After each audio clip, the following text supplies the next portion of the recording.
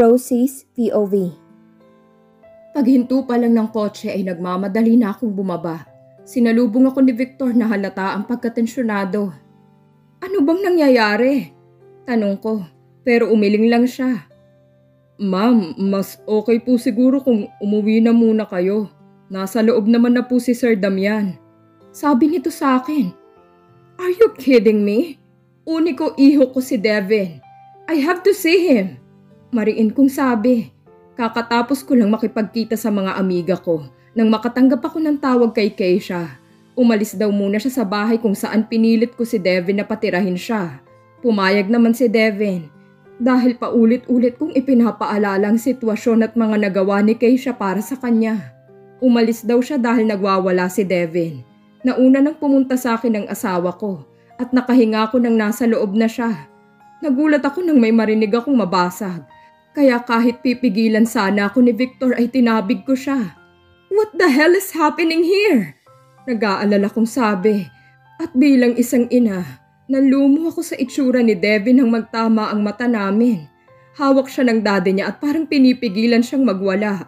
Mabilis siyang bumitaw sa daddy niya at tumayo. Lasing ito at parang gegewang-gewang itong maglakad. Devin Oliver, what is happening to you? Sigaw ko. Nagtaas ng kamay ang asawa ko. Rosie, tama na. Sigaw ni Damian sa akin. Dad, iiwi niyo na si Ma'am. Iwanan niyo na ako. Sabi ni Devin at nagbukas ng alak.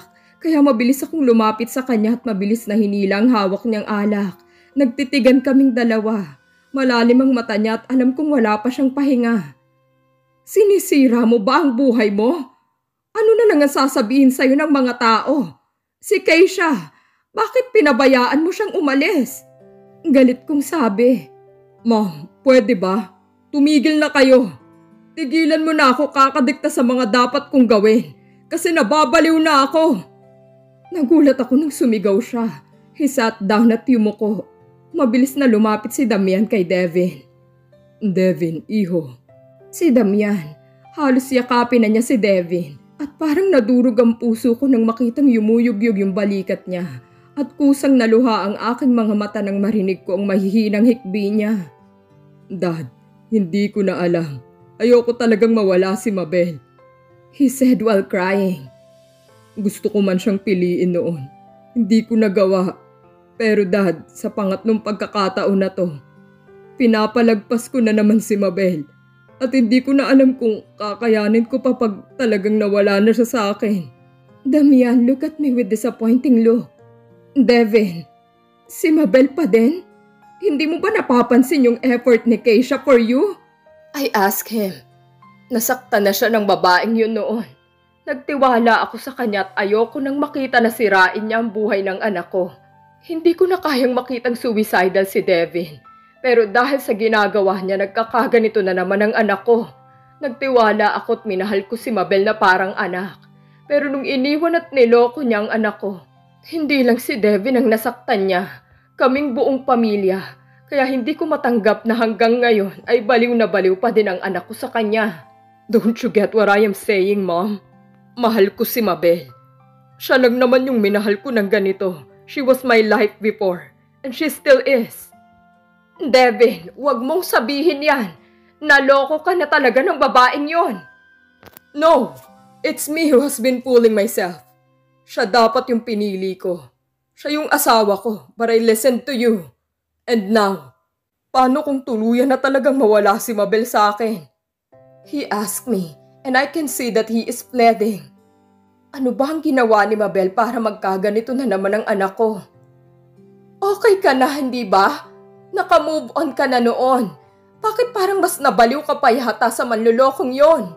I didn't move on. Not even a single bit. Sagot niya. Yumuko siya. I just pretended that I did. Dahil you were always pushing me, Mom. And I appreciated that. Pero why can't you accept na I love her? Devin, tama na yan. Lasing ka na. Sabi ni Damian, napilit na pinapatayo ang anak namin. Tahimik na nagpaakay si Devin kay Damian paakyat. I was left there thinking. Ibang-iba si Devin. Hindi niya ako nagagawang sagutin at suwayin kahit kailan. Hindi din siya umiiyak. Pero nung iniwan siya ni Mabel noon, doon ko lang ulit siya nakitang umiyak at ngayon, nahinto ang pag-iisip ko nang bumaba si Damian. Kumusta siya? Nakatulog na ba? Dito na lang muna kaya tayo magstay. Bantayan na muna natin yung bunso natin. I asked my husband. Rosie, hindi na tayo yung kailangan niya. Alam mo ba kahit nakapikit na siya, si Mabel pa din ang hinahanap niya. Hinahanap niya yung asawa niya. Tumigil ka, Damian. Mali ang pagpapakasal nila. Magigising din yan si Devin at marirealize niya na maling babae yung minamahal niya. Tama na, Rosie. Stop making your own son miserable. Sabi nito at nilagpasan ako. I'm not making him miserable. Mahal ko lang ang anak ko at ayoko lang masaktan siya. Naramdaman kong may tumulong luha sa pisngi ko. I don't wanna trust her pero anong gagawin ko kung siya talagang hinahanap ni Devin? Isabel's POV. Ah! Sigaw ko nang mas binilisan niya pang pagpapatakbo. Kent, papatayin talaga kita pagkatapos nito. Mas hinigpitan ko pang pagkakayakap sa kanya dahil naka-jetski kami. Okay lang yan, Isabel. Just hug me tighter. I am enjoying this. Sagot niya, kaya natawa na lang ako. Kung ano-ano na kasing nasasabi niya simula nang mag-confess siya sa akin. 3 linggo na akong nasa bakasyon at sumama akong umuwi dito sa probinsya nila. Eunice, tingnan mo tong pinsan mo. Akala ko mamamatay na ako habang angkas niya ako. Reklamo ko sa kaibigan ko. Kadarating lang ni Eunice kahapon dahil nag-family reunion sila dito. Super saya pala pag sa probinsya. Ang daming pagkain at parang lahat ng tao magkakakilala. Ano na naman bang ginawa mo dito, Kent? Tanong ni Eunice kaya muntik ko nang maibuga yung iniinom kong buko dahil sa itinawag niya kay Kent. Nakita ko ding natatawa si Eunice at ang iba pang pinsan nila. Ko talaga, Eunice. Nakita ko yung pamumula ng tenga ni Kent. Halatang naaasar ito sa itinatawag sa kanya ni Eunice. Ano bang ginawa ko? Nagmamaang-maangan pang tanong ni Eunice. Kaya wala kang boyfriend eh. Walang makaka-bear ng mapang-asar mong ugali. Tatanda kang dalaga. Pangiinis ni Kent. Ganun. Sige, Mabel, bumalik ka na ng Maynila. Tingnan natin sinong tatanda ng mag-isa sa ating dalawa. Si Eunice. Natatawa na lang ako sa pinaggagawa nila. Dahil ang tatanda na pero kung magbangayan ay daig pa yung mas bata sa kanila. Gabi na at nasa labas pa din ako. Naglalakad ako sa gilid ng dagat. Payapa ang puso ko sa lugar kung nasaan ako ngayon. Malayo sa syudad. Malayo sa madaming tao. Malayo sa media. At malayo kay Devin. Ayoko na siyang isipin. Gaya nga ng sabi ko, tapos na kami. Kinuha ko ang cellphone ko sa bulsa. Binuksan ko yon dahil nakapatay lang yun sa buong bakasyon ko dito kay Kent. Nagpaalam naman kami kila manager. Last week ay nandito si Lance at Fierce. Sinusulit na namin ang bakasyon dahil malapit na ang concert namin. Hinanap ko agad sa contact list ko ang number niya at hindi siya nagdalawang isip na pindutin yon. Ilang ring lang ay may sumagot sa kabilang linya. Attorney, tinawagan kong legal kong abogado. Halata sa boses nito na nagulat siya sa pagtawag ko. Send the annulment papers to him. I wanted to be processed before I go back to Manila. Sabi ko, may mga sinabi pa siya pero hindi ko na inintindi dahil tinatapangan ko lang yung loob ko. I need to set him free para lumaya na din ako. Dahil ang bigat sa pakiramdam na dala kong apelido niya. Pero kami lang ang nakakaalam. At ang mas masakit doon, may mahal siyang iba. Iiyak na dapat ako pero... Boo! Muntik na akong mapatalon dahil sa gulat. Lintik ka talagang, Kent ka? Bakit ka ba nanggugulat? Inis kong sabi sa kanya. Hawak-hawak ko pang dibdib ko dahil ang lakas ng kabog ng dibdib ko. Tumawa siya at pinindot ang ilong ko. Bakit ganun? Maganda ka pa din kahit nagagalit ka na. Diretsa niyang sabi, kaya kahit ayoko ay kusang nawawala ang kunot ng noo ko. Kinikilig siya. Pangaasar niya sa akin. Che, ikaw talaga kung ano-anong kalokohan ang alam mo. Babalik na ako sa bahay. Sabi ko at akmang lalakad na. Kaso nahilo ako kaya napahinto ako. Mabilis naman na lumapit sa akin si Kent. Are you okay? He asked pero napahawak ako sa ulo ko. Dahil parang umiikot ang paningin ko. Hey, Isabel, anong nararamdaman mo? Dadalhin na kita sa ospital. Sabi niya, hawak niya na ako sa braso dahil nakaalalay siya sa akin. Parang babagsak ako. Marahil dahil sa kakulangan ng tulog. Kahit kasi ayoko siyang isipin sa gabi, naiisip ko pa din siya. At hindi niya ako tinatantanan hanggang sa panaginip. Tumayo ako ng maayos dahil nawala naman na agad ang pagkahilo ko. OA mo naman. Sumakit lang saglit yung ulo ko. Sabi ko. Inilapat niya yung likod ng palad niya sa noo ko. Ay, look at Kent. Halatang halata mo yung pag-aalala niya. Are you sure na okay ka lang? Baka naman nasa-stress ka na naman dahil babalik na tayo ng Manila. Tanong niya kaya mabilis akong umiling. Just tell me, we can extend here or kung gusto mo, dito na lang talaga tayo magstay. Sasakalin tayo ni manager at saka malapit ng concert natin. Tara na, ipapahinga ko na to. Sabi ko at lalakad na, pero mabilis niya akong pinigilan. Nagulat ako nang umupo siya nang nakatalikod sa akin. Anong trip to, Kent? Tanong ko. Sakay na, I'll carry you home. Sabi niya at nginitian ako. Saglit na parang huminto ang mundo nang makita kong ngiti niya. Parang yung ngiti niya ang nagpapakalma sa akin. Sigurado ka? Mabigat ako, sabi ko.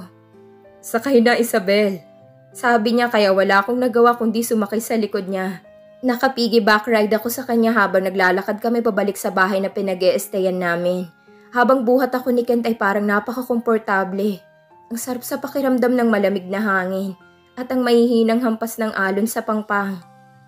Alam mo, pagbalik natin, malamang magkikita na naman kayo.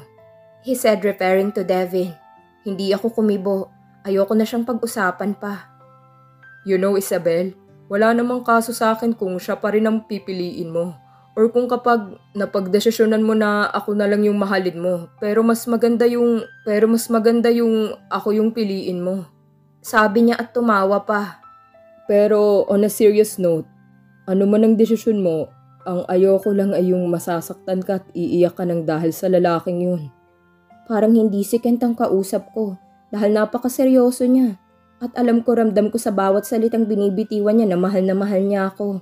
Pumikit ako at humikab. Inaantok ako dahil sa sobrang payapa ng lugar na to. I already asked attorney to send him the annulment papers. Tapos na kami. Sabi ko. May sinabi pa si Kent pero dahil sa inaantok ako ay hindi ko na narinig pa yon. At dinala na ako ng antok. Malapit na akong umalis sa safe zone ko. Susuungin ko na naman ang bagyong paulit-ulit na ginugulong buhay ko. Kaya ko ba? Kaya ko nga bang iwanan at hiwalayan na siya ng tunay? Ano pa bang rason kung bakit kami mananatili sa buhay ng isa't isa? Sobrang tahimik ko simula nang makasakay kami sa eroplano. Hanggang ngayon nalulan na ako ng kotse ni Kent. Pinadala niya kasi yung sasakyan niya para hindi na kami sumabay sa van. Ang tahimik mo. Pagpuna sa akin ni Kent. Sabi ko naman na pwede doon na muna tayo magstay sa amin if you don't like to come back here. And what about the concert? Tanong ko agad sa kanya. And what about Devin? Diretso niyang tanong sa akin, kaya tumingin ako sa labas. Alam ko na na-receive niya na a week before ako bumalik dito yung annulment papers. Tapos na kami. I just need some time to heal. Sabi ko. I heard him sighed. Alam naman ni Kent kung gaano ko kamahal si Devin. Kaya nung nag-confess siya nun sinabi ko na agad na all I can offer is friendship. Ayokong makasakit dahil alam kong pakiramdam. Sure ka ba? Hindi mo na siya kakausapin? Tanong niya pa ulit. Sure na sure. Wala na kaming dapat pang pag-usapan. Sabi ko. Paano kung buntis ka? I was shut down by his question. Isang linggo na din niya sinasabi yan sa akin. Na baka daw buntis ako dahil sa matinding pagkahilo at pagsusuka ko.